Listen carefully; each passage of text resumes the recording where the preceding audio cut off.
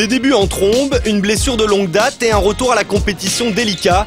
Voilà en quelques mots comment résumer la saison de Joachim Noah.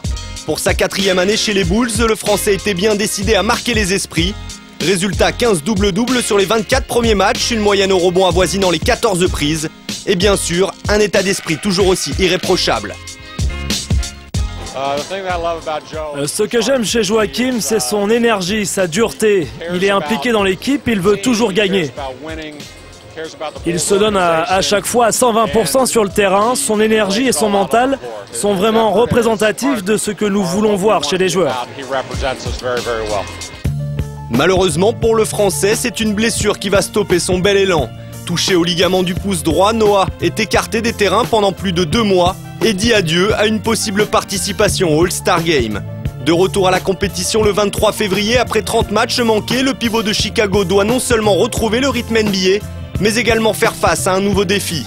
Entre-temps, les Bulls ont renforcé leur secteur intérieur en signant l'ex-Jazz Carlos Boozer, un apport de poids pour Chicago, mais un casse-tête de plus pour Joachim Noah. Maintenant, c'est un challenge mental qui s'offre à lui. On lui demande de faire des choses qu'il n'a jamais faites avant. On lui demande de défendre au poste sur des gars souvent plus costauds. Donc c'est une approche différente. Maintenant, c'est son rôle et il va s'y habituer.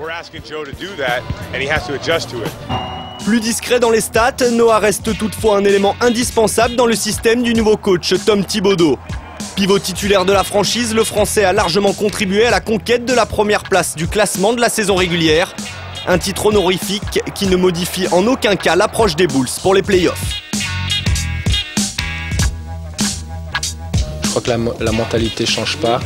On a toujours cette sensation qu'on n'a rien encore prouvé. Et c'est la mentalité qu'on va garder quand les playoffs commencent. Joachim Noah et les Bulls n'ont d'ailleurs pas tardé à confirmer ses propos. Accrochés par Indiana dans les 2 premières rencontres du premier tour, c'est au mental que Hughes et Chicago ont arraché la victoire. Énergie, mental et agressivité, sans aucun doute les principales qualités à faire valoir par le Français durant cette campagne de playoffs.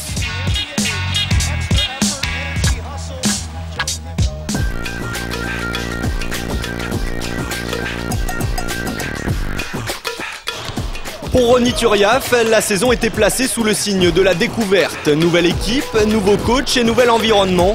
New York et son Madison Square Garden, chargé d'histoire. Le Français, homme de complément par excellence, n'a d'ailleurs pas tardé à trouver ses marques. Comme à son habitude, Turiaf profite de la moindre minute pour apporter son énergie sur le parquet. En 18 minutes, il compile 4,2 points et 3,2 rebonds et participe au bon début de saison des Knicks.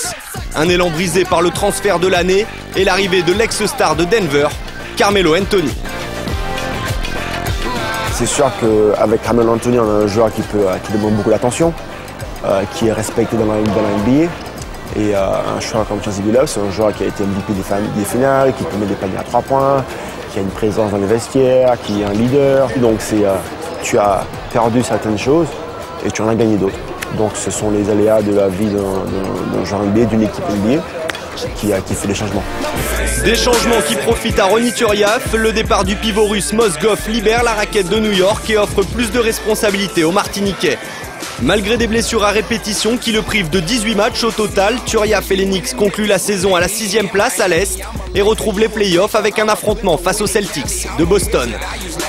Nous, il va falloir qu'on crée un exploit, qu'on aille là-bas et qu'on se dise qu'on joue tous ensemble pour essayer d'aller les vaincre.